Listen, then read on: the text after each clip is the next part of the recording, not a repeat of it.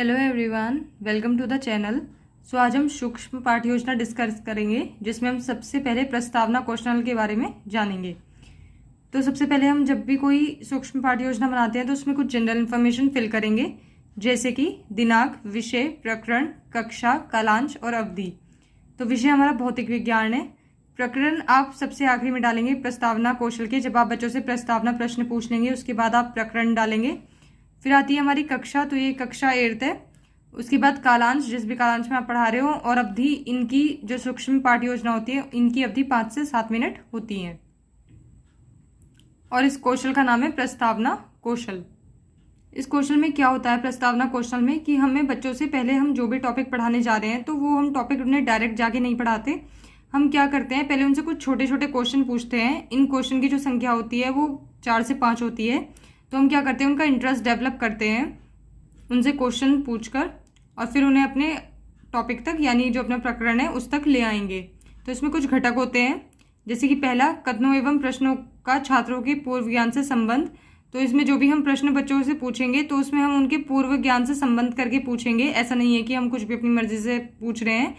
उन्हें जितना इंटरेस्ट आए, जितना उतना ही अच्छा है। तो हम क्या करेंगे कि उनके जो भी उनका पूर्व ज्ञान है उससे संबंधित ही हम उनसे प्रश्न पूछेंगे। दूसरा, कथनों एवं प्रश्नों का मुख्य पाठ के उद्देश्य से संबंध। मतलब जो भी हम उद्देश्य, हमारे पाठ का जो मुख्य पाठ का उद्देश्य है, जो हमने प्रकरण लिया है या हमारा विषय है, तो उससे उनका संबंध होना चाहिए। ऐसा नहीं है कि हमारा कुछ और टॉपिक पढ़ा रहे हैं लेकिन क्वेश्चंस कुछ और पूछ रहे हैं।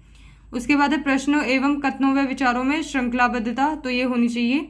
उसके बाद उद्देश्य के अनुसार सहायक सामग्री का चुनाव एवं प्रयोग। तो जो भी हमारे उद्देश्य होंगे उनके अनुसार हमें सहायक सामग्री का खुद से चुनाव करना है।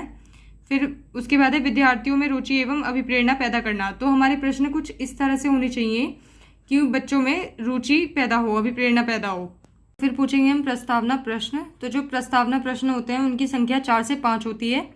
इन्हें जो बनाने का पैटर्न होता है वो जिगजैग पैटर्न फॉलो होता है। तो इसमें 2 कॉलम बनेंगे। सबसे पहला है छात्र अध्यापिका क्रिया और दूसरा है छात्र क्रिया। तो जिगजैग पैटर्न में क्या होता है कि जो क्वेश्चन फर्स्ट है उसका जो आंसर आएगा उसके ही उपयोग में लाके उसे ही रिलेट करके हमें नेक्स्ट क्वेश्चन पूछना है। फिर जो उसका आंसर आएगा उससे रिलेट करके नेक्स्ट। तो इस तरह से हम उन्हें अपने लास्ट तक, प्रकरण तक ले आएंगे। तो जैसे कि प्रश्न पहला है, यह क्या है? तो कील की ओर संकेत करते हुए तो बच्चे बता देंगे यह कील है। उसके बाद दूसरा, कील किस धातु की बनी होती है? तो लोहे की। तो नेक्स्ट हम फिर लोहे से रिलेट करके पूछेंगे कि लोहे की बनी हुई अन्य धातुओं के नाम बताइए। तो बच्चे आराम से बता देंगे, सिक्का, खिड़की, दरवाजा आदि। उसके बाद लोहे की बनी वस्तुएं किसको अपनी ओर आकर्षित करती हैं? तो चुंबक को। तो ये हमारा फिर प्रश्न आखिरी, चुंबक विषय में आप क्या जानते हैं? तो ये आ जाएगा हमारा संभावित उत्तर। तो संभावित उत्तर का मतलब होता है कि बच्चे से शायद बता पाए या ना बता पाए, तो हम वहाँ पे लिख देते हैं संभावित उत्तर। तो आज का जो हमारा प्रकरण है वो है चुंबक। तो हमने अपने आखिरी प्रकरण तक यानी चुंबक तक ले आए हैं। तो उसके बाद उद्देश्य कथन बोल देंगी छात्र अध्यापिका। छात्राओं, आज हम चुंबक के विषय में विस्तार पूर्वक अध्ययन करेंगे। तो ये जो प्रश्न होते हैं ये हमें अपनी मर्जी से नहीं पूछने होते हैं। इन्हें बनाना बिल्कुल एक सीक्वेंस में बनाना होता है। जो भी हम आंसर आ रहा है बच्चों से उससे रिलेट करके हमें नेक्स्ट बनाते जाना है, अपनी मर्जी से नहीं बनाना है। तो ऐसे करके हम उन्हें अपने लास्ट प्रकरण तक ले आएंगे। आते हैं मूल्यांकन तालिका।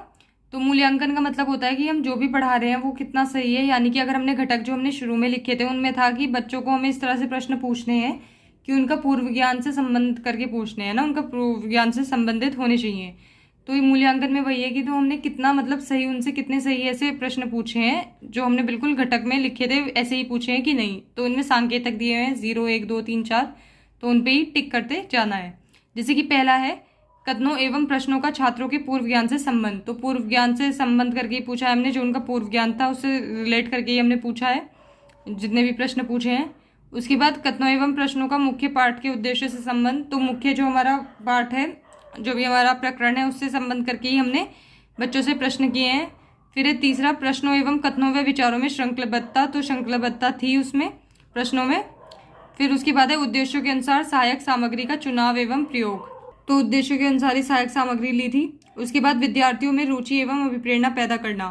तो रुचि और अभिप्रेरणा पैदा होगी, कैसे होगी? जब हम बच्चों से उनकी डेली लाइफ से रिलेट करके पूछ रहे हैं। जैसे अभी हमने प्रस्तावना प्रश्न पूछे हैं तो वो उनकी लाइफ से रिलेट करके पूछे हैं, रोज़ ज़िंदगी से।